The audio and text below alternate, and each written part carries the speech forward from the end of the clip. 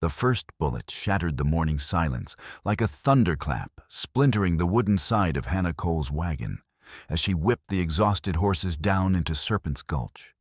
Behind her, the thunder of hooves grew closer, and she could hear Amos Morrison's voice cutting through the desert wind, harsh and unforgiving as the Arizona sun. "There's nowhere to run. Hannah Voss paid good money, and he means to collect." The second shot whistled past her ear close enough that she felt the heat of it, and she threw herself lower against the wagon's seat. One arm wrapped protectively around 10-year-old Ada, who clutched her corn-husk doll with white knuckles and eyes squeezed shut against the terror. Hannah's mind raced as frantically as her pulse. 3 days ago, she had been hanging laundry behind their ramshackle cabin outside Tombstone, listening to the familiar sounds of Amos gambling away their future in the next room, when she overheard the conversation that changed everything. Through the thin wall, Leland Voss's smooth voice had carried clearly, $5,000, Morrison. Cash money for the woman and the girl. I've seen her in town. She's got the kind of beauty that stays with a man. And I need a wife who can civilize this godforsaken ranch of mine. Amos's response had driven ice into her veins. Hannah's strong stock built for bearing sons. The girl's just a bonus. Train her up right, and she'll fetch a good price herself in a few years. The sound of coins clinking had followed, sealing their fate like nails in a coffin. Now, as her wagon careened through the narrow canyon with death pursuing them, Hannah could barely believe she had trusted Amos for so long. She had met him 2 years ago in Tucson, a charming drifter with gentle hands and promises of a better life. What she hadn't known then was that he made his living identifying vulnerable women and children for men like Voss. Predators who collected human beings like other men collected cattle. The realization burned in her chest like acid, but there was no time for self-recrimination now. Ada whimpered against her shoulder, and Hannah pressed her lips to the girl's dark hair, whispering fierce promises. "I won't let them take you, sweetheart. Whatever happens, Mama won't let them hurt you." The canyon walls rose around them, like the ribs of some ancient beast, their red surfaces marked with strange symbols that seemed to dance in the shifting light. This was Apache country, and Hannah knew the stories. How the tribes had vanished into these labyrinths of stone, how white men who ventured too deep were never seen again. But desperation made her bold, and she drove deeper into the maze, following a path that seemed more animal track than human road. Behind them, the pursuit was falling back, the echoes of horses' hooves growing fainter. Either Amos was losing their trail, or he was afraid to follow where she was leading. It was Ada who spotted the smoke first, a thin gray line rising from behind a towering pillar of sandstone, carved into impossible shapes by wind and time. "Mama, look," she whispered, pointing with a trembling finger. Hannah saw it too, and her heart lurched between hope and terror. People meant potential salvation, but in this lawless country, they might also mean death. Still, with their water running low and the horses stumbling with exhaustion, she had little choice. She guided the wagon around the stone pillar and into a hidden valley that took her breath away.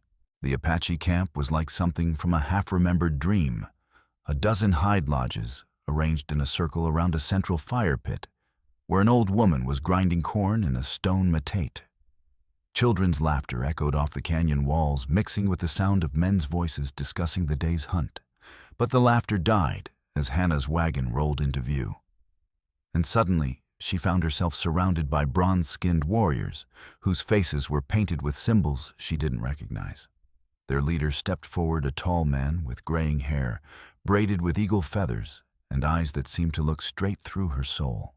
"I am Cochise," he said in heavily accented English, his voice carrying the weight of authority. "Why do you bring trouble to our sacred place, white woman?"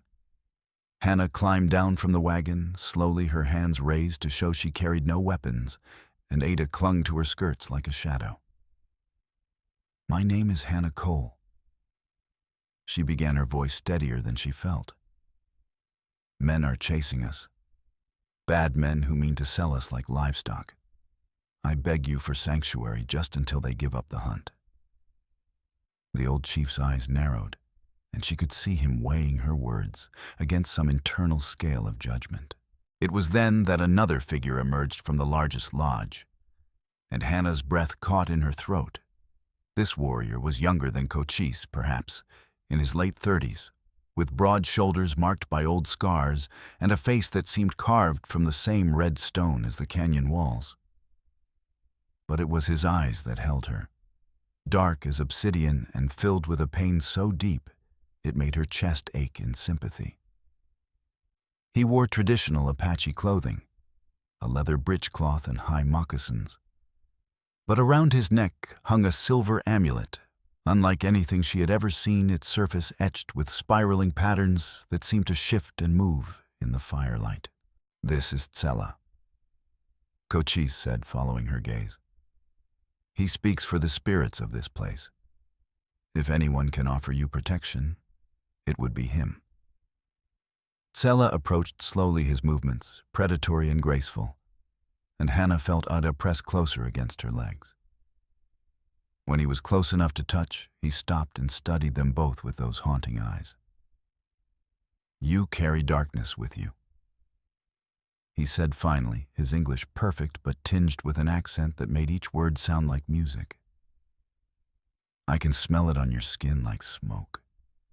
What spirits chase you through Ziln Cha Sian?" Hannah didn't understand the Apache words, but something in his tone made her shiver. "Men with guns," she answered honestly. "Men who think they own us because money changed hands. My husband." The word stuck in her throat like a thorn. "The man I thought was my husband sold us to a rancher named Leland Voss. We escaped, but they're hunting us." Tsela's expression didn't change, but she saw something flicker behind his eyes. Recognition, perhaps, or understanding born of similar loss. "Voss," he repeated, and the name sounded like a curse in his mouth. "Yes, I know this man. He has taken Apache children before sold them to the soldiers for bounty money." The revelation hit Hannah like a physical blow. If Voss dealt in human trafficking, then Ada's fate would be even worse than she had imagined. The girl seemed to sense the change in the air, because she pressed even closer to Hannah's side, her small hand gripping the faded fabric of her mother's dress. "Please," Hannah whispered, and she wasn't ashamed of the desperation in her voice. "I'll work, I'll earn our keep somehow. Just don't turn us away. We have nowhere else to go." Tsela stared at her for a long moment, and she could see him wrestling with some internal conflict. Finally, he nodded toward a small lodge at the edge of the camp. "You may stay," he said quietly. "But understand this. Your presence puts all of us in danger. If the time comes when I must choose between your lives and my people's safety, I will not hesitate." The words should have frightened her, but instead, Hannah felt a rush of gratitude so intense it brought tears to her eyes. "Thank you." She managed her voice thick with emotion. "You won't regret this, I promise." Tsela's mouth quirked in what might have been the ghost of a smile. "Do not make promises you cannot keep, white woman. The desert has a way of testing all our resolve." As if summoned by his words, a distant sound echoed through the canyon, the baying of hounds on a scent trail. Amos had brought tracking dogs. The effect on the Apache camp was immediate and electric. Warriors who had been lounging around the fire leaped to their feet, hands moving to weapons with practiced ease. Women began gathering children and herding them toward the lodges, and their movements quick and efficient. Cochise barked orders in rapid Apache, and Hannah saw men disappearing into the rocks above the camp with their rifles and bows. The old chief turned to her, with eyes like flint. "How many men follow you?" he demanded. Hannah tried to think through her panic. Amos and maybe 3 or 4 others, she said. But they have good horses and those dogs, and they know this country better than I do. Tsela stepped closer, his hand resting on the carved handle of a knife at his belt. You will take the child and hide in the sacred cave, he said, pointing toward a dark opening in the canyon wall that she hadn't noticed before. Whatever happens, do not come out until I call for you.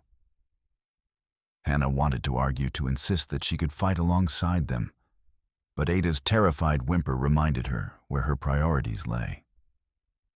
She scooped the girl into her arms and ran toward the cave, her heart pounding with every step. Behind her, she could hear Tsela giving orders in Apache, his voice calm and authoritative despite the approaching danger. The cave was deeper than it appeared from outside, stretching back into the mountain's heart like a throat waiting to swallow them. Hannah stumbled through the darkness until she found a wide chamber lit by an opening in the ceiling high above. The walls were covered with pictographs, animals and humans, and strange symbols that seemed to tell a story she couldn't read. But it was the paintings of the amulet that made her gasp aloud.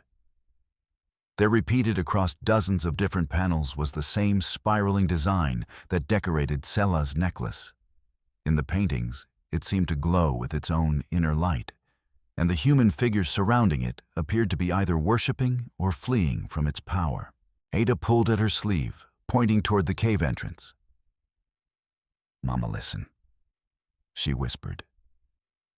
The sound of gunfire echoed through the canyon, sharp cracks that seemed to go on forever. Hannah held her daughter close, whispering prayers to any god who might be listening, and tried not to imagine Tsela lying bleeding among the rocks. The Apache had saved them when they had every reason to turn them away, and now they were dying for that kindness.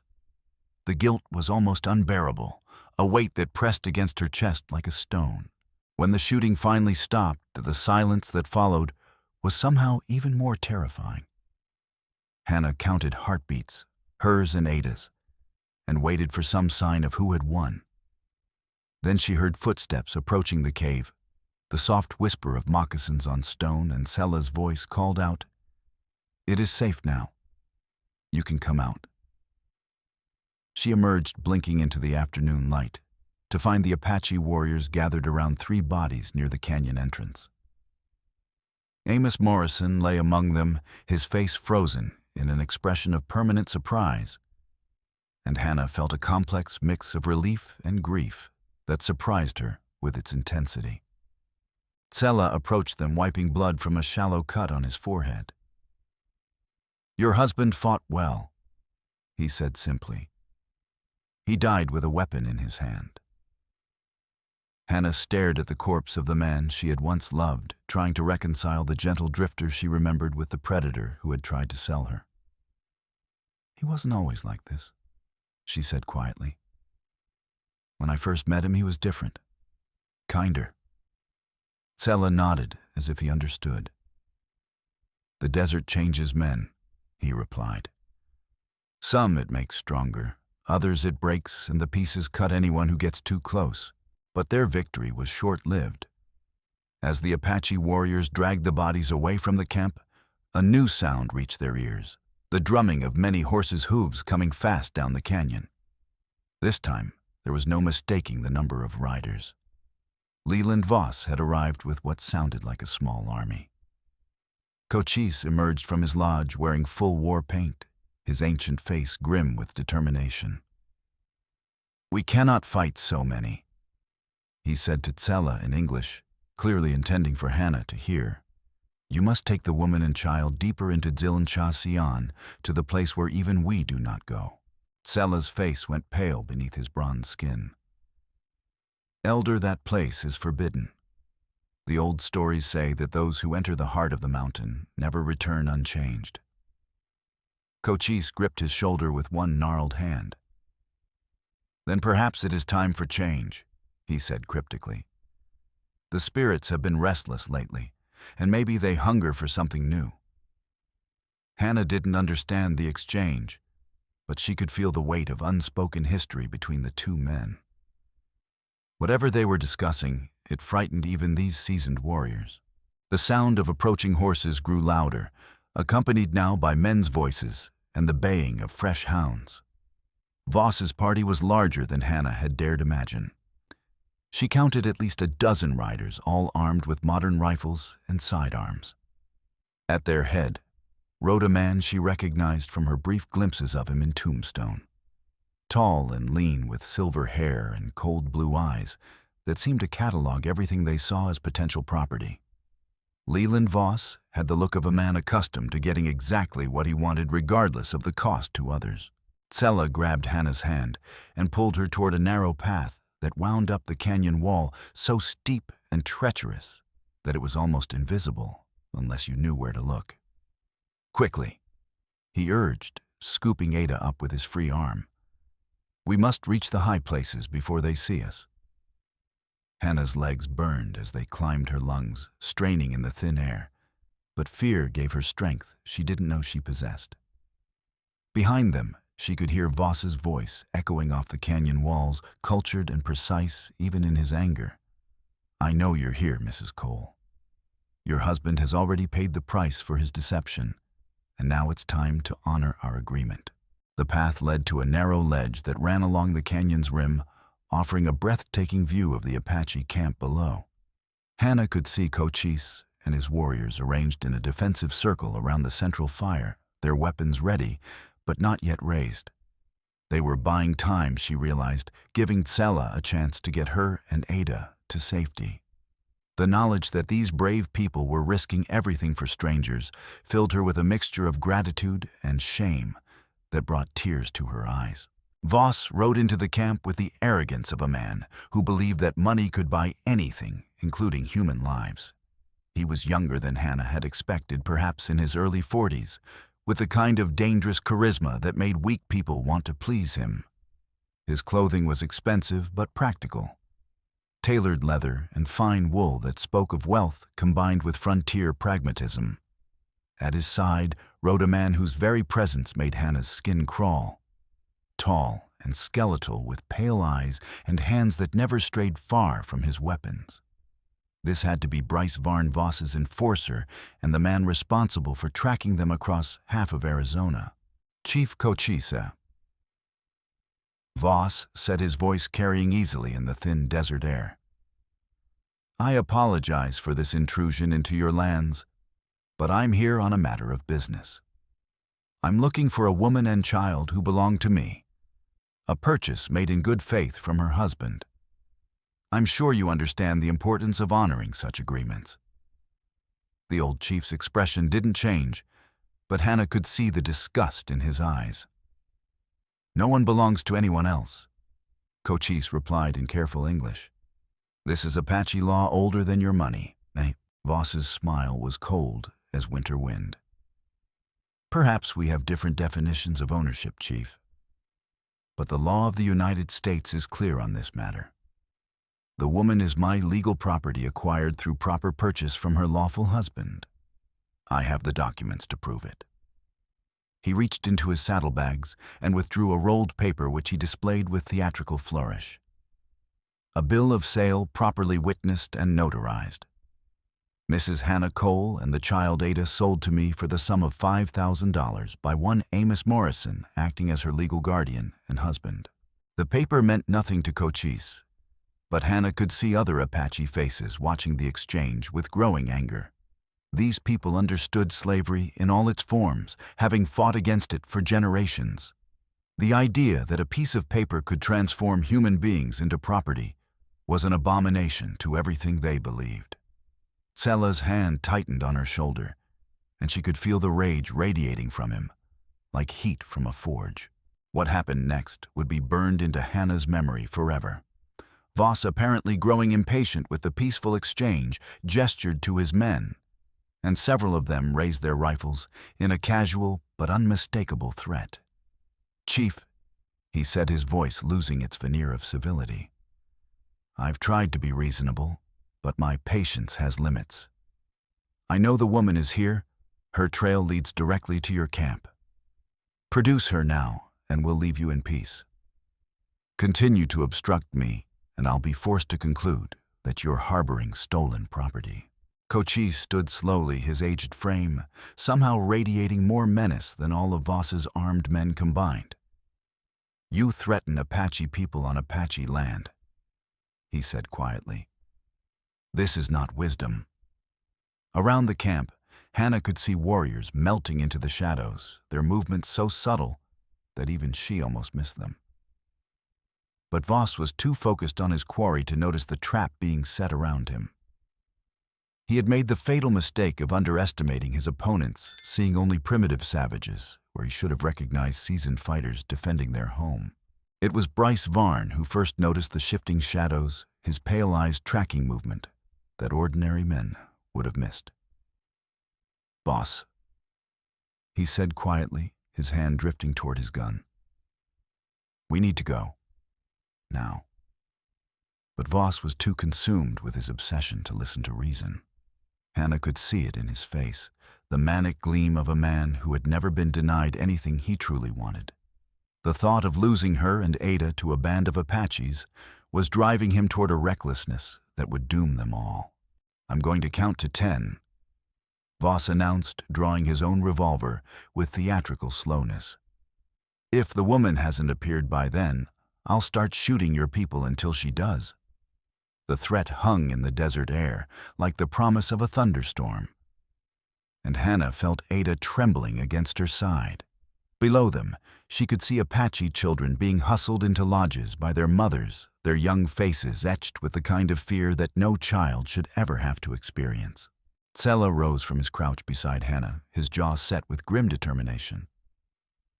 "I must go down there," he said quietly. "My people should not die for your freedom." Hannah grabbed his arm before he could move. "No," she whispered fiercely. "If you surrender me, he'll kill them anyway. Men like Voss don't leave witnesses." She could see the conflict in his dark eyes, the terrible choice between saving strangers and protecting his tribe. It was a burden no one should have to bear, and her heart ached for him, but fate made the choice for them. From somewhere in the rocks above the camp, an Apache rifle cracked, and one of Voss's men tumbled from his saddle with a cry of pain. The rancher's face contorted with rage as he realized he had been outmaneuvered. "Kill them all," he screamed, raising his own weapon. "I'll find the woman myself." The canyon erupted into chaos as Apache warriors emerged from concealment like spirits of vengeance, their war cries echoing off the stone walls. Hannah had never seen anything like the battle that followed. The Apache fought with a fluid grace that turned combat into a deadly dance, using the terrain to their advantage, in ways that left Voss's men confused and disoriented. Warriors seemed to appear from solid rock strike with knife or tomahawk and disappear again before their targets could react. But Voss's party had superior firepower, and slowly the tide began to turn against the defenders. It was then that Tsela made his decision. Without a word to Hannah, he vaulted over the ledge and began climbing down the canyon wall with the agility of a mountain cat. She watched in terror as he dropped the last 10 feet and landed in a crouch behind a boulder, his knife glinting in the afternoon sun. He moved through the battle like a ghost, striking quickly and vanishing before return fire could find him. But there were too many enemies, and she could see that even his skill would not be enough to save his people. That was when Hannah noticed the amulet around Tsela's neck beginning to glow. At first, she thought it was just a trick of the light sunbeams catching the polished silver at odd angles. But the glow grew stronger, visible even in broad daylight. And she remembered the pictographs in the cave. Images of the same symbol wreathed in supernatural radiance. Whatever power the ancient artifact contained, it was awakening in response to the violence below.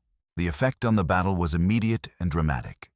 Voss's horses began to rear and plunge, their eyes rolling white with supernatural terror. Men who had been steady under fire suddenly found their hands shaking too badly to aim their weapons. Even the Apache seemed affected, backing away from Tsela with expressions of awe and fear. The warrior himself appeared unaware of the change, focused entirely on the deadly task at hand. But Hannah could see that something fundamental had shifted in the canyon's atmosphere. Voss, to his credit, was quicker to adapt than his men. Even as his horse danced beneath him in terror, he spotted Tsela moving through the rocks and raised his rifle with steady hands. "There's your savage protector," he called to his men. "Kill him, and the rest will scatter." The shot echoed through the canyon like thunder, and Hannah watched in horror as Tsela stumbled, blood spreading across his shoulder. But the wound only seemed to fuel the amulet's power, its glow intensifying until it hurt to look at directly. What happened next defied rational explanation. The air around Tsela seemed to shimmer and bend, and for a moment, Hannah could swear she saw other figures standing with him. Ghostly warriors from ages past, their faces painted for war, and their weapons raised in defiance. The vision lasted only seconds, but its impact on both sides was profound. Some of Voss's men turned and fled outright, abandoning their employer to face the supernatural forces they had awakened. Even the Apache drew back, recognizing something beyond their understanding. But Voss himself seemed immune to the fear that gripped his followers. If anything, the sight of the glowing amulet only increased his determination. Ancient Apache magic. He breathed, his eyes alight with greed. "Do you have any idea what collectors would pay for an artifact like that?" He raised his rifle again this time, aiming not at Tsela, but at the amulet itself. "Stand down, warrior, or I'll destroy your precious relic." The threat cut through Tsela's battle fury like a blade. Hannah could see him weighing his options, his dark eyes flicking between Voss's rifle and the Apache children cowering in their mother's arms. The amulet's glow began to fade as his resolve wavered, and she realized that he was preparing to surrender rather than risk its destruction. The artifact was clearly more than just a piece of jewelry. It was a sacred trust, perhaps the last remnant of powers that his people had guarded for centuries. It was Ada who changed everything. The little girl who had been silent throughout the long day of terror suddenly pointed toward the canyon entrance and cried out in perfect Apache, "Grandfather Cochise, the bad man, has friends coming?" Hannah stared at her daughter in shock, not just because of the language she had never heard the child speak, but because of what the words revealed. Ada wasn't just any Apache child. She was family to these people, connected to them by bonds deeper than Hannah had ever imagined. The revelation hit Tsela like a physical blow. He spun toward their hiding place, his eyes wide with recognition, and something that might have been grief. In that moment of distraction, Voss took his shot, the bullet striking the warrior high in the chest and spinning him around. But instead of falling, Tsela remained on his feet, the amulet now blazing with light, so intense that it cast shadows even in the bright desert sun. The ancient power was fully awakened, now responding to the threat against one of its own. Hannah didn't remember making the decision to act.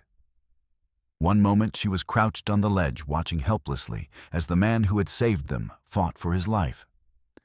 The next, she was scrambling down the canyon wall with Ada clinging to her back, her fear transformed into something fiercer and more primal. These people had offered them sanctuary when they had nowhere else to turn, and now she would stand with them regardless of the cost. She hit the canyon floor hard, rolling to absorb the impact, and coming up running toward the nearest rifle dropped by one of Voss's fallen men. Hannah had never fired a weapon in her life, but desperation made her quick to learn. She raised the rifle with hands that barely trembled and put a bullet into the shoulder of a man who was drawing a bead on Cochise. The old chief nodded his approval as he finished the wounded gunman with his tomahawk, and Hannah felt a fierce surge of pride at earning the respect of such a warrior. But their triumph was short-lived.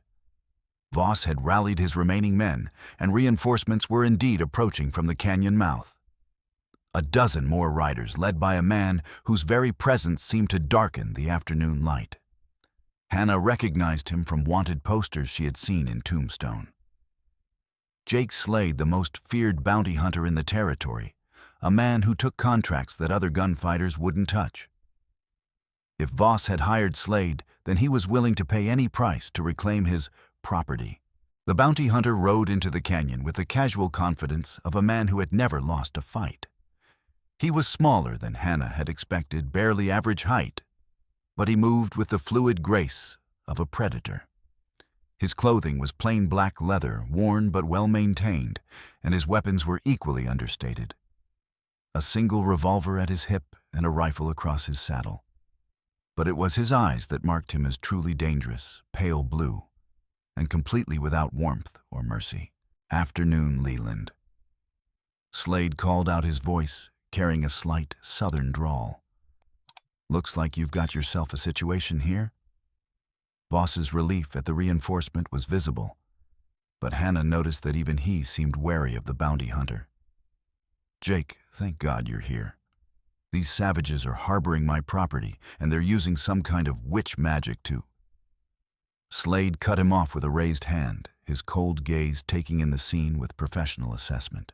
"I can see what they're using," he said quietly, his eyes fixed on Tsela's glowing amulet.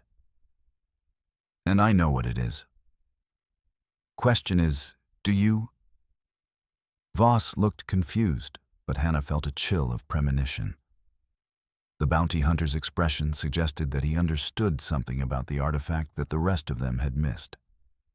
"It's an Apache relic," Voss said impatiently. "Probably worth a fortune to the right collector, but right now I just want my woman back." Slade's laugh was like the sound of breaking glass. "A relic? Is that what you think?" He dismounted with fluid grace and began walking toward the battle-torn center of the camp, his hand resting casually on his gun butt. "That's the heart of Tsela Leland. The Apache have been guarding it for 1,000 years, and they've got good reason.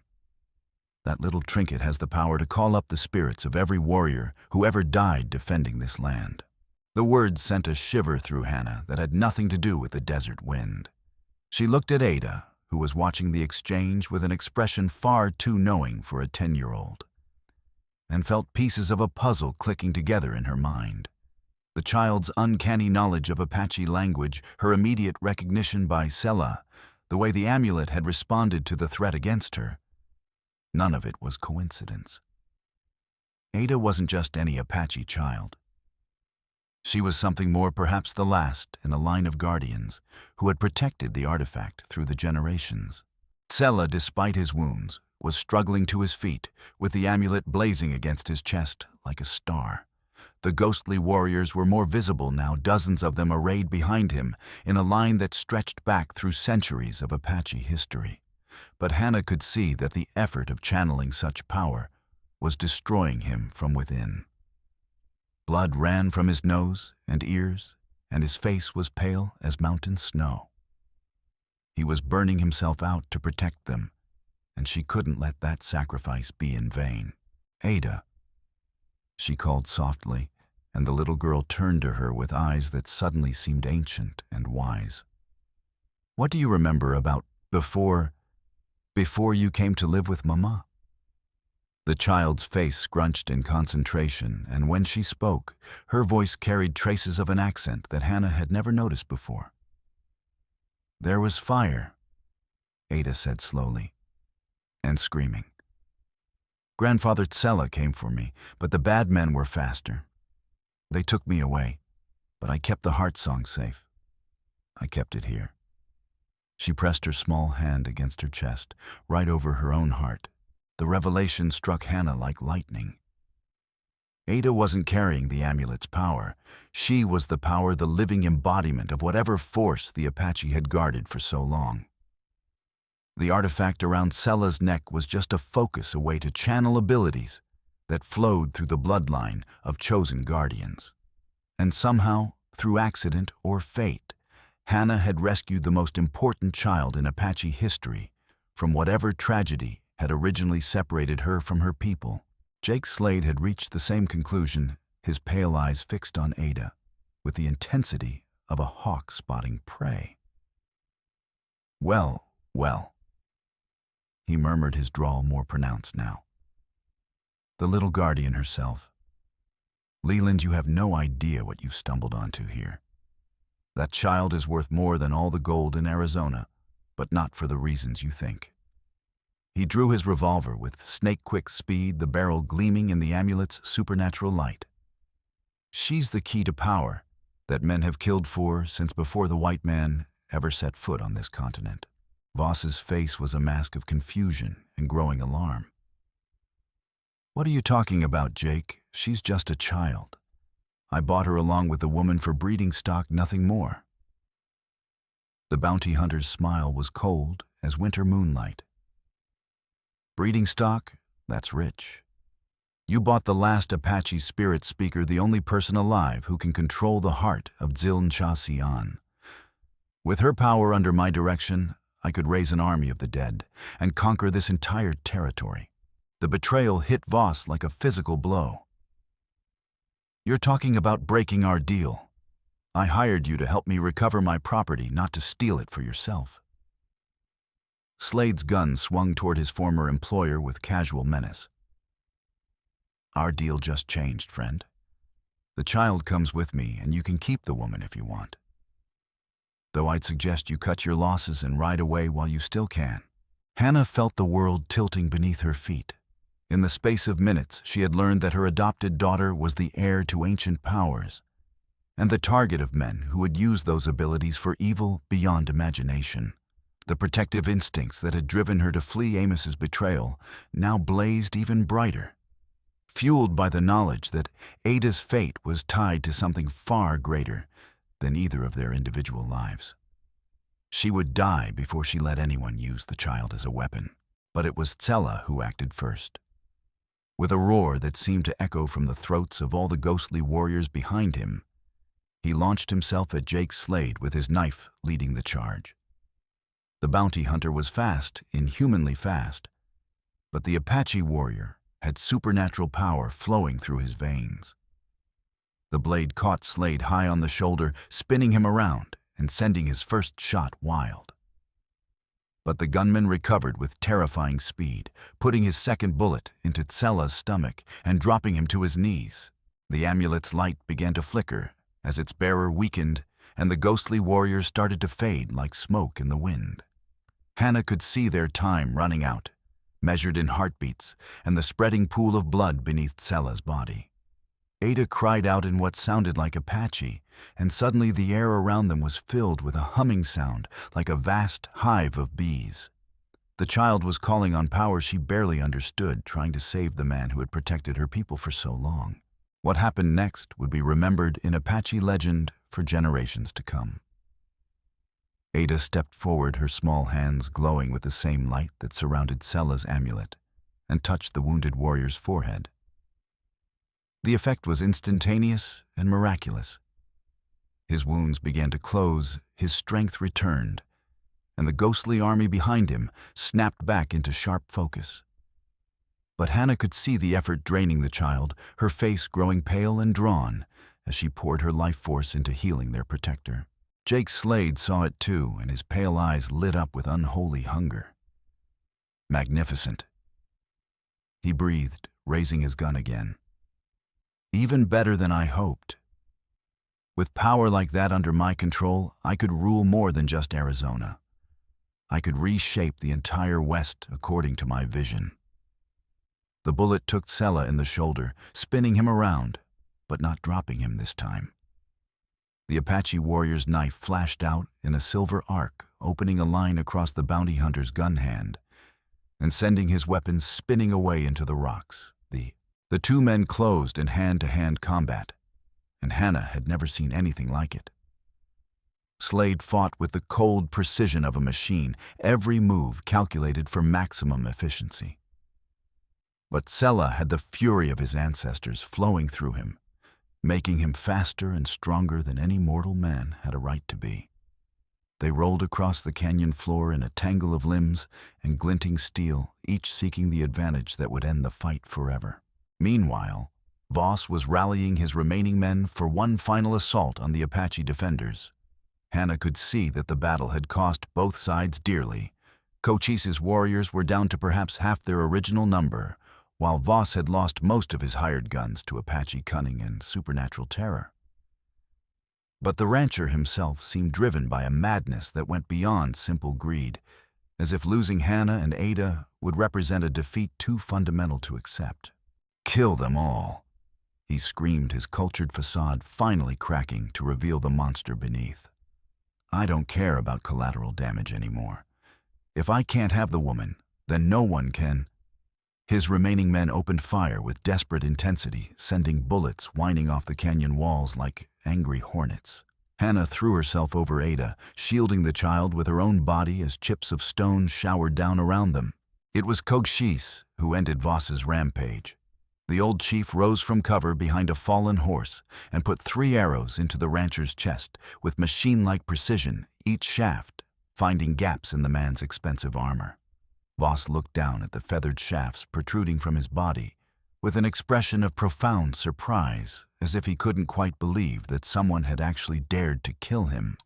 He toppled from his saddle with a crash that seemed to echo through the canyon like thunder. The death of their leader broke the will of Voss's surviving men. Those who could still ride turned their horses and fled toward the canyon mouth, abandoning their wounded comrades to Apache mercy. Hannah felt a surge of fierce satisfaction as she watched them go. Justice had been served, even if it had come at a terrible price. But the fight between Tsela and Jake Slade was still raging, and she could see that even the warrior's supernatural strength was beginning to fail against the bounty hunter's relentless skill. Slade had managed to pin Tsela beneath him, his hands wrapped around the Apache's throat with killing pressure. The amulet's light was fading again as its bearer weakened, and the ghostly warriors were becoming translucent shadows of their former selves. Hannah could see murder in the bounty hunter's pale eyes, the cold satisfaction of a predator about to finish its prey. In seconds, Tsela would be dead, and then nothing would stand between Slade and Ada except one desperate woman with no idea how to fight such a monster.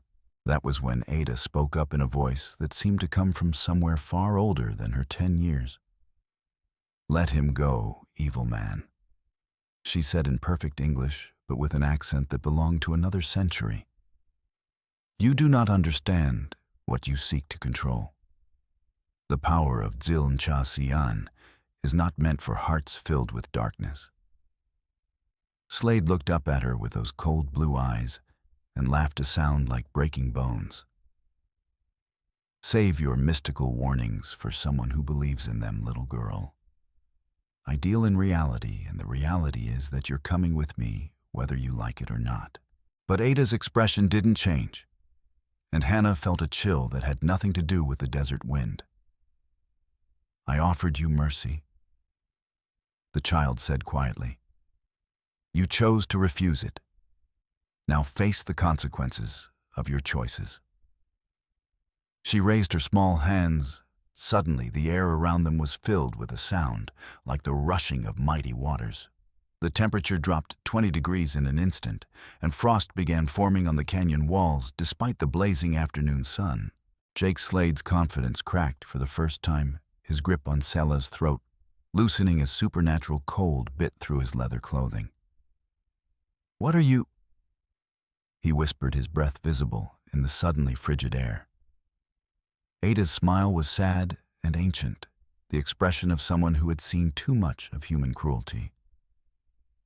"I am the voice of every Apache who ever died defending this sacred place," she replied. "I am the memory of massacres and broken treaties of children torn from their families and sold into slavery.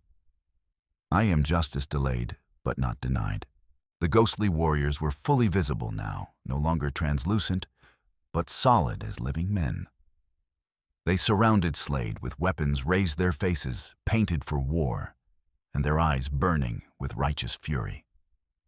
The bounty hunter released Tsela and scrambled backward, his hand reaching for a hidden knife, but there was nowhere to run. The spirits of Tsela had been awakened, and they would not rest until justice was served. Hannah watched in awe and terror as the ghostly army closed in on Jake Slade. The bounty hunter fought with desperate courage, his blade flashing in the supernatural light.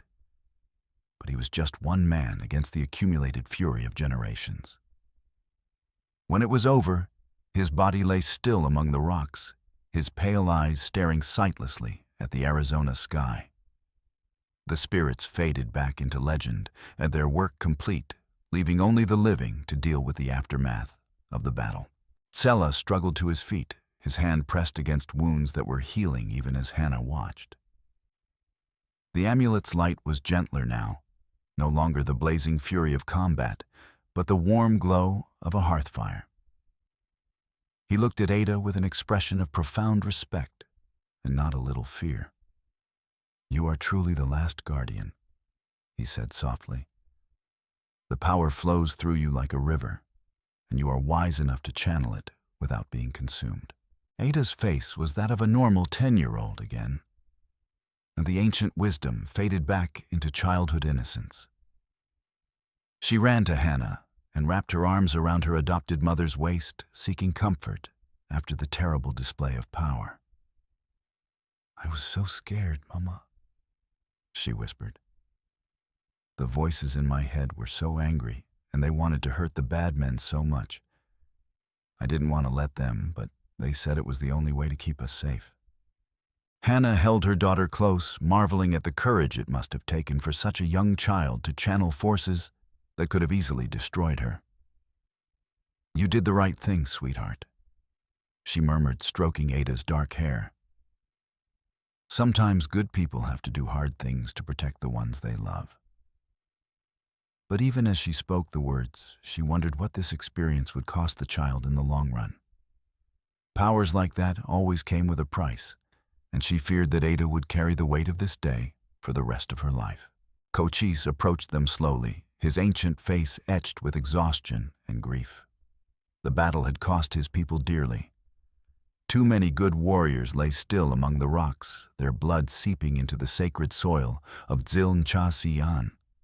But there was also profound relief in his eyes as he looked at Ada, the relief of a man who had seen his people's most precious treasure returned safely home. "The spirits have spoken," he said formally.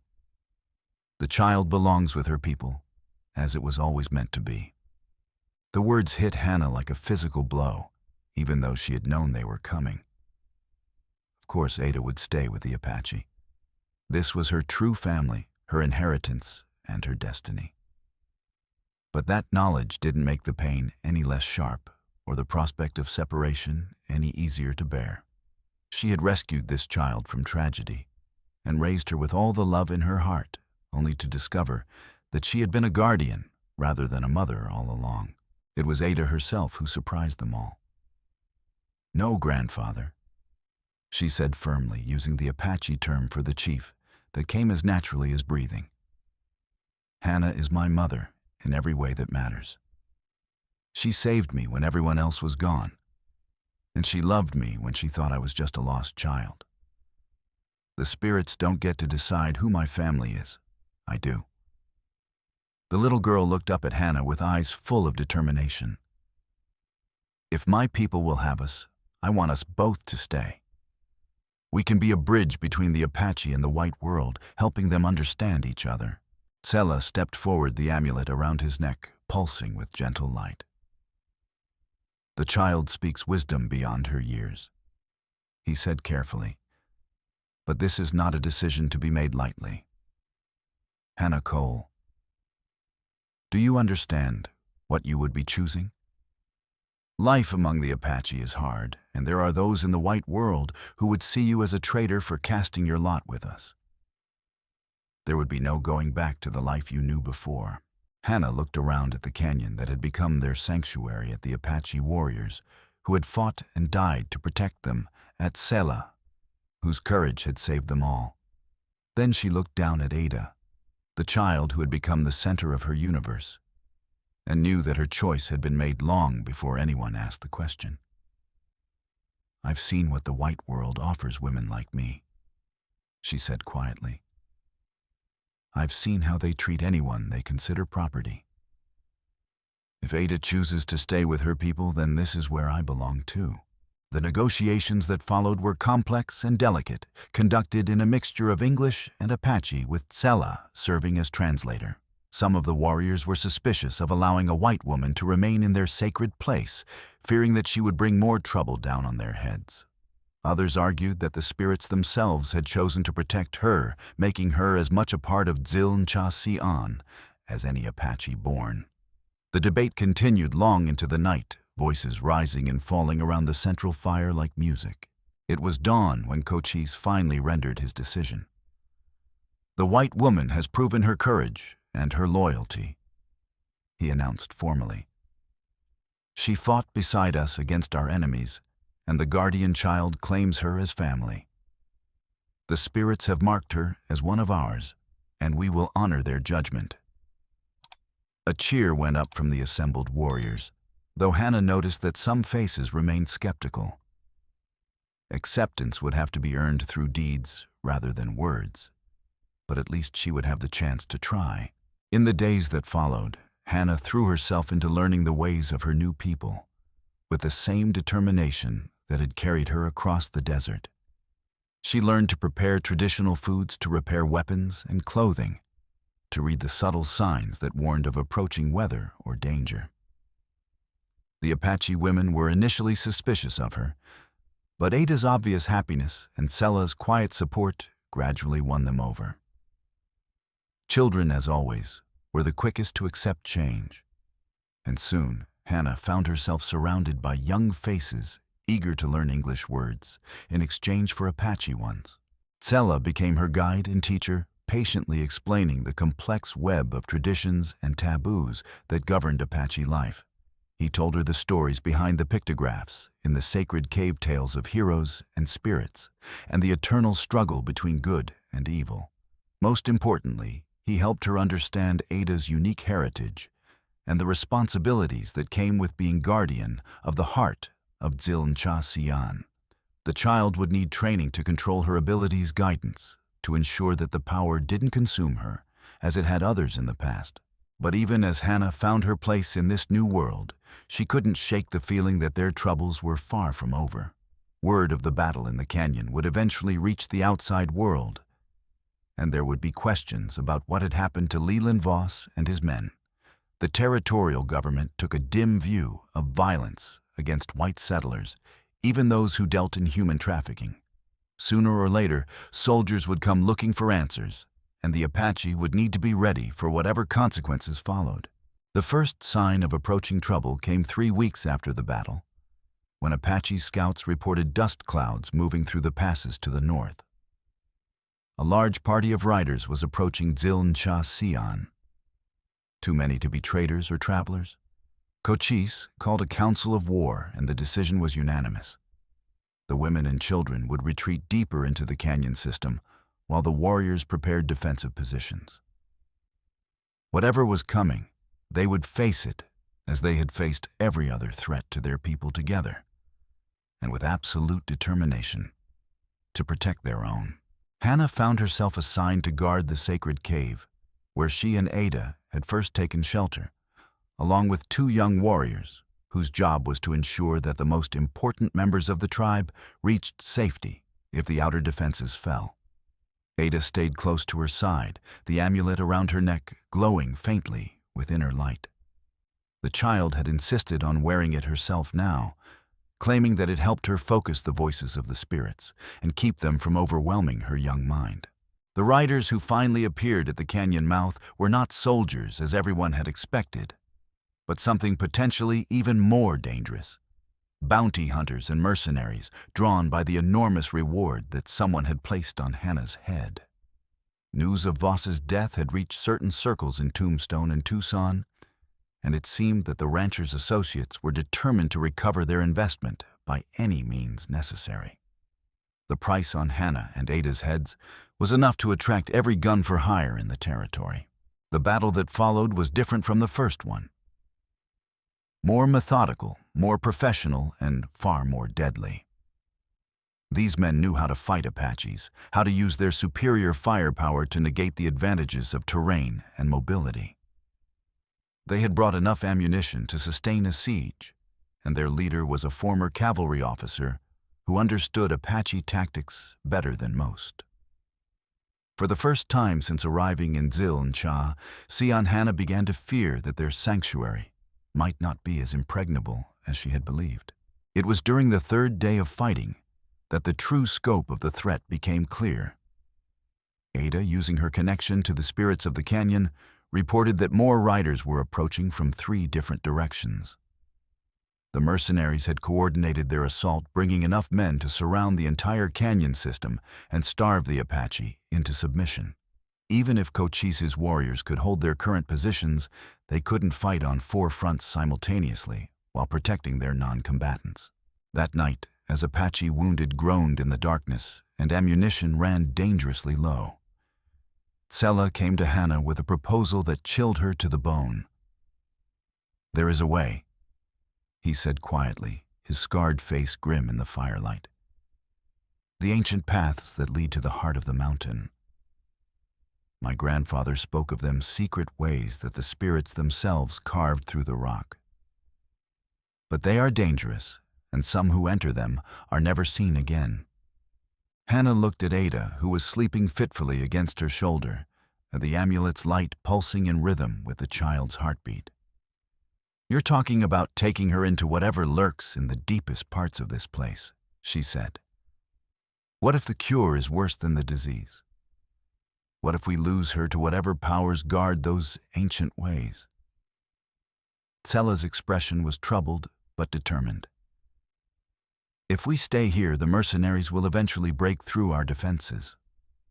At least, in the deep places, she would have a chance to use her full abilities without fear of harming innocent people." The decision to attempt the journey into the mountain's heart was not made lightly. Cochise gathered his remaining war leaders for a final council, and the debate stretched long into the night. Some argued for a final desperate charge against the besiegers, preferring death in battle to the unknown terrors that waited in the forbidden depths. Others believed that the spirits had guided them to this moment for a reason, that Ada's destiny lay somewhere in the ancient passages that honeycombed the mountain's core. In the end, it was Ada herself who settled the matter. Waking from her restless sleep, she looked around at the circle of grim faces and spoke with a voice that seemed to echo from the depths of the earth itself. "The spirits are calling me home," she said simply. "They have been patient, waiting for the right time, but now the moment has come. I must go to the heart place and claim my full inheritance, or everything my people have guarded for 1,000 years will be lost forever." The journey began at dawn, when the mist still clung to the canyon walls and the first mercenary patrols were just beginning to stir. Hannah, Ada, and Tsela slipped away from the main camp, like shadows following a path so narrow and treacherous that Hannah wondered how anyone had ever discovered it in the first place. The trail led steadily upward, winding through crevices barely wide enough for a human body and across ledges where a single misstep would mean a fall of hundreds of feet. As they climbed, the very air around them seemed to thicken with age and power. The walls were covered with pictographs, unlike any Hannah had seen before. Not the simple representations of animals and hunters that decorated the outer caves, but complex spiraling patterns that seemed to move and shift when she wasn't looking directly at them. Ada walked among them like a sleepwalker returning to a familiar dream, her small hand trailing along the ancient symbols, as if reading messages written in a language older than words. The entrance to the deep places was marked by 2 massive stone pillars carved with warnings in a dozen different Apache dialects. Tsela translated the most recent ones for Hannah's benefit, but their meaning was clear enough. This was a place of power and danger, where only the chosen could walk safely. Beyond the pillars, the passage opened into a vast underground chamber, lit by some source of illumination that Hannah couldn't identify. The walls themselves seemed to glow with a soft blue-white radiance that made her skin tingle with static electricity. What they found in that chamber defied every expectation Hannah had formed about Apache culture and capabilities. The space was enormous, easily large enough to hold a cathedral, and filled with what could only be described as a city built for giants. Massive structures rose from the chamber floor, their surfaces polished smooth as mirrors and inscribed with the same flowing patterns that decorated Ada's amulet. At the center of it all stood a pillar of light that stretched from floor to ceiling, pulsing with energy that made the air itself hum with power. Ada walked toward the pillar without hesitation, her small form dwarfed by the ancient architecture around her. But with each step she took, she seemed to grow taller, more regal, as if the power in this place was transforming her from a frightened child into something approaching divinity. The amulet around her neck blazed like a star, and Hannah could hear voices, thousands of them speaking in languages she didn't recognize, but somehow understood. They were welcoming Ada home, acknowledging her as the rightful heir to powers that stretched back to the very dawn of human civilization. Tsela fell to his knees as they reached the base of the pillar, his scarred face wet with tears of awe and reverence. "I never believed," he whispered. "All the stories, all the legends passed down through generations.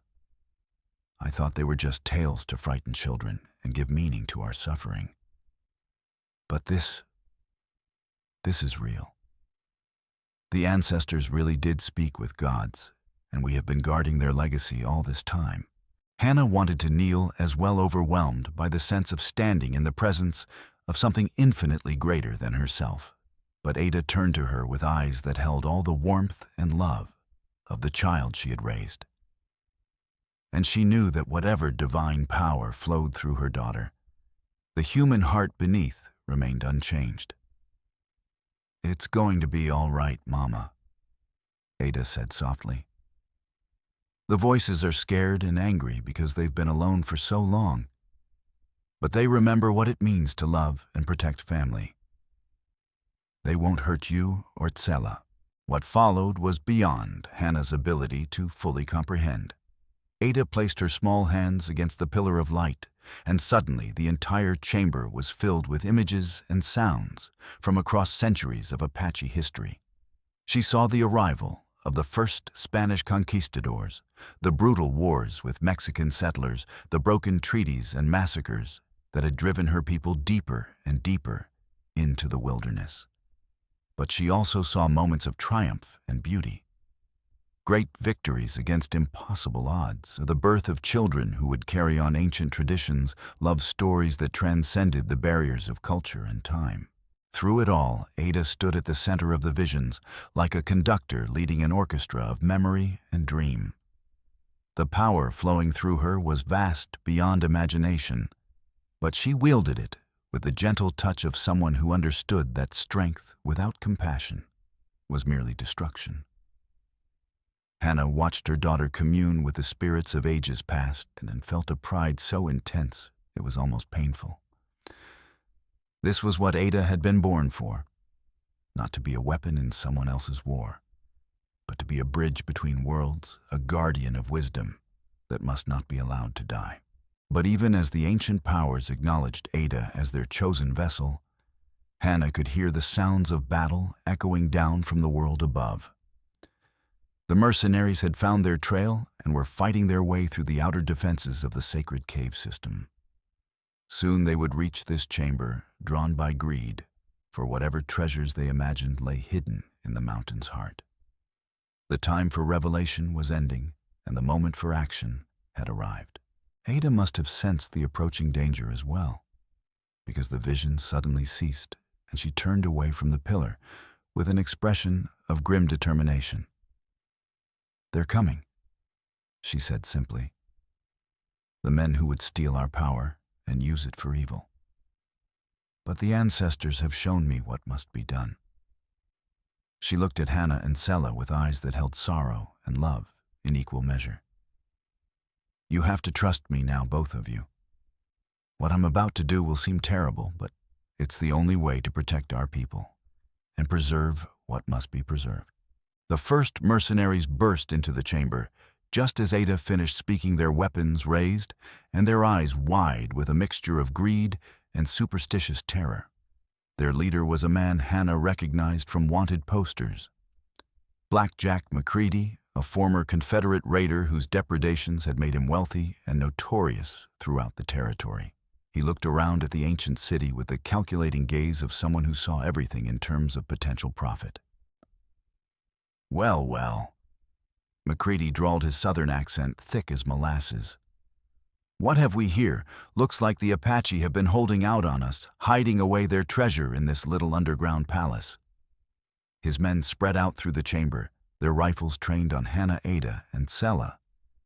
But their attention kept drifting to the obvious wealth surrounding them. I'm thinking this changes the terms of our arrangement, boys. Forget the bounty on the woman and child. There's enough ancient gold in here to buy half of Arizona. But Ada stepped forward, her small form blazing with power that made the air around her shimmer like heat waves. "You see treasure," she said in a voice that carried the weight of centuries. "But you understand nothing of what you're looking at. This is not wealth to be stolen or power to be bought. This is the memory of my people, the record of our joys and sorrows, our victories and defeats. And I will not allow it to be defiled by men whose hearts know only greed." McCready's laugh was harsh and mocking. "Pretty speech, little girl, but I deal in realities. And the reality is that you're going to show me how to work whatever magic powers this place, or I'm going to start shooting your friends until you change your mind." He gestured to one of his men who pressed the barrel of his rifle against Tsela's temple. "Starting with your Apache friend here. Unless you want to watch his brains decorate these pretty walls." That was when Ada made her choice, and Hannah finally understood the true scope of her daughter's sacrifice. The child raised her hands toward the pillar of light, and suddenly the chamber was filled with a sound like the roaring of mighty waters. The ancient city began to glow with increasing intensity, its surfaces becoming too bright to look at directly. But instead of calling up armies of ghostly warriors or striking down the intruders with supernatural fire, Ada was doing something far more profound and terrible. She was sealing the chamber forever, using her own life force to trigger whatever fail-safe mechanisms the original builders had installed to protect their legacy. The passages they had used to enter this place were already collapsing, cutting off any hope of retreat. Soon the entire underground complex would be buried beneath tons of rock, hiding its secrets from the world until some future generation proved worthy to rediscover them. And Ada would remain here as its eternal guardian, her spirit joining the countless others who had given their lives to preserve what must not be lost. Hannah's scream of denial echoed through the chamber, but it was lost in the growing thunder of collapsing stone. She lunged toward her daughter, desperate to somehow stop the process or at least die alongside the child she loved more than life itself. But Tsela caught her arms, his scarred face streaming with tears as he held her back from the pillar's blazing light. "Let her go," he whispered brokenly. "This is her choice, her sacrifice. She dies so that our people might live, and so that the wisdom of the ancestors will survive for future generations." McCready and his men were screaming now, finally realizing that their greed had trapped them in a tomb of their own making. Some tried to run for the collapsing passages, only to be crushed by falling stone.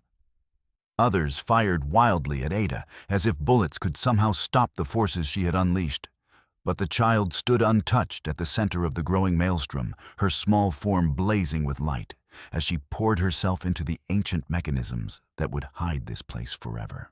In the final moments before the chamber was sealed, Ada turned to Hannah with a smile of infinite love and sadness. "Don't grieve for me, Mama," she called, her voice somehow carrying clearly through the chaos. "I'm not really dying. I'm going home to be with all the other guardians who came before me. And someday, when the world is ready, I'll help guide the next chosen one to this place. Our story doesn't end here. It just changes into something new." The last thing Hannah saw before everything went dark was Ada's form merging with the pillar of light, becoming one with the ancient power she had been born to protect. Then Tsela was dragging her through a hidden passage she hadn't noticed before, escape route that the spirits had shown him in those final moments.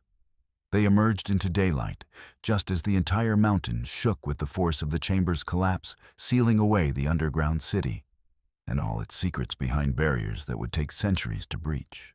The sound of the mountain's collapse sent shock waves through both the Apache defenders and the remaining mercenaries. Those few of McCready's men who had stayed outside to guard the entrance fled in terror, convinced that they had awakened some ancient curse.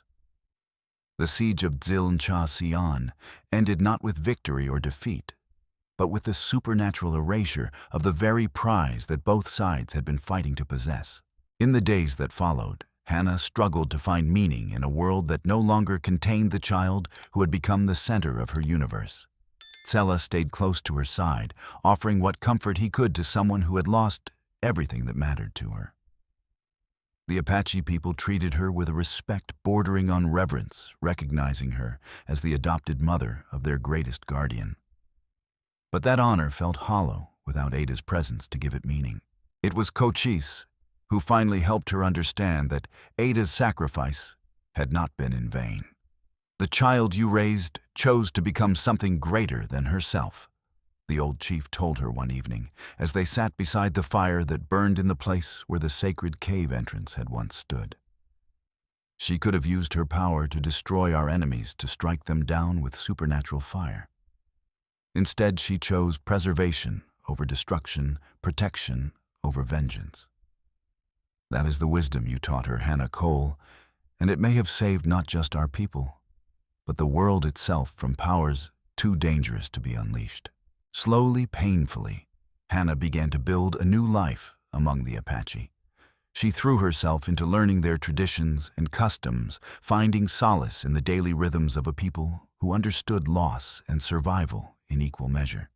She became a teacher of sorts, helping young Apache learn English while absorbing their language and culture in return. Most importantly, she became a keeper of Ada's story, ensuring that future generations would remember the child who had sacrificed everything to protect what she loved most. Tsela remained her closest friend, and eventually something more than that. Their relationship grew slowly from shared grief and mutual respect into a deep affection that surprised them both. He taught her to ride Apache style, to track animals through the desert, to read the subtle signs that warned of approaching weather or danger. In return, she shared with him stories of the outside world, helping him understand the complex forces that were reshaping the American West.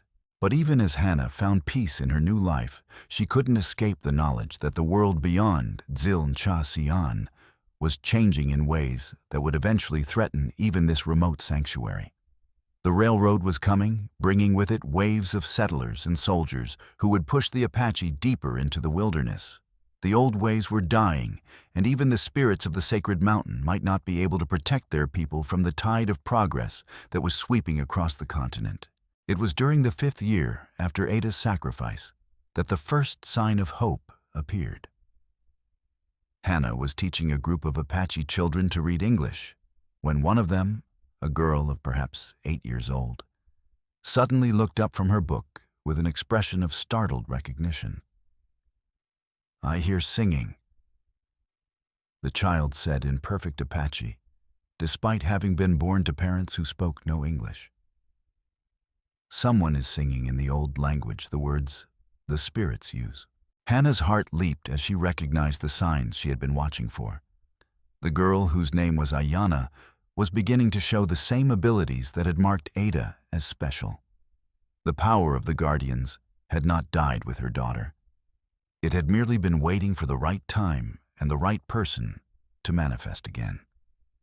Ada had kept her promise about guiding the next chosen one, reaching across the barrier between life and death, to ensure that her people's legacy would continue. The years that followed brought both joy and sorrow to Hannah's life. She helped train Ayanna in the use of her growing abilities, passing on everything she had learned about controlling supernatural power without being consumed by it. The new guardian was gentler than Ada had been, less driven by the fierce protectiveness that had characterized her daughter, but equally committed to preserving the wisdom of her ancestors. When Cochise finally passed away, it was with the knowledge that his people's most precious treasures were in safe hands. Tsela became the new chief, and Hannah found herself in the unique position of being both an outsider and an integral part of Apache leadership. She used her knowledge of white customs and law to help negotiate with government officials, always working to find peaceful solutions to the conflicts that threatened her adopted people. But the most important moment came when Ayanna reached her 16th birthday and began to hear the voices from the sealed chamber more clearly. Standing at the place where the sacred cave had once opened into the mountain's heart, she placed her hands against the rock and spoke to the spirits that dwelt beyond. "I know you're there," she said softly. "I know you're waiting and watching. Tell me what I need to do to honor your sacrifice." The answer came not in words, but in visions that Ayanna shared with Hannah and Tsela. They saw a future where the Apache people survived, not by hiding in remote canyons, but by finding ways to preserve their culture while adapting to the changing world around them. They saw schools where Apache children learned both traditional ways and modern skills, hospitals where ancient healing knowledge complemented medical science, and communities where the wisdom of the past helped guide decisions about the future. It was a vision that would take generations to fulfill, but it gave Hannah hope that Ada's sacrifice had indeed served a greater purpose. The child she had raised to be a bridge between worlds had become exactly that, creating a path that others could follow toward a future where ancient wisdom and modern progress could coexist. And though she would never stop missing her daughter, Hannah found peace in knowing that love truly was stronger than death, and that the bonds of family could transcend any barrier that fate might place between them. In her final years, as her hair turned white and her hands grew frail, Hannah would often sit beside the fire and tell stories to the Apache children who gathered around her. She told them about a brave little girl who had sacrificed everything to protect her people, about the importance of choosing love over hate and preservation over destruction. And sometimes, when the wind was right and the moon was dark, she could swear she heard Ada's laughter echoing from the depths of the sealed mountain, a reminder that some things are too precious to ever truly die. The legacy of Hannah Cole and Ada's sacrifice lived on in the stories passed down through generations of Apache families. They became legends in their own right, symbols of the power of chosen family and the strength that comes from standing up for what you believe in. And deep in the heart of Tsela, where ancient spirits guard treasures beyond price, a little girl's voice still whispers words of love and protection, ensuring that the wisdom of the past will always be there to guide those who need it most. Years later, when historians and archaeologists would come to study the Apache people and their remarkable survival in the face of overwhelming odds, they would find scattered references to a white woman who had become one of their most honored elders. They would puzzle over stories of supernatural guardians and sealed chambers, dismissing them as folklore and superstition. But the Apache people knew better.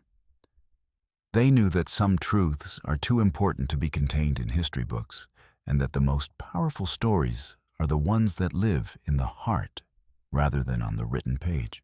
And so the story of Hannah Cole, the seamstress who became an Apache mother, and Ada, the child who sacrificed herself to save her people, became part of the eternal narrative of the American West. It was a tale of courage and love, of loss and redemption, of the unbreakable bonds that connect us all across the barriers of culture and time. In a land where legends were born from the collision of different worlds, theirs stood as a testament to the truth that family is not defined by blood alone, but by the choices we make and the love we share with those who matter most. The desert wind still whispers their names through the canyons of Tsela, carrying their story to anyone wise enough to listen. And somewhere in the sealed chamber beneath the mountain, Where ancient treasures wait for a future generation to rediscover them, a little girl's spirit continues to stand guard, keeping faith with the promise she made to protect what must never be lost. Her vigil is eternal, her love is unending, and her sacrifice ensures that the wisdom of the past will always be available to light the way toward a better tomorrow. An epic tale of the American West.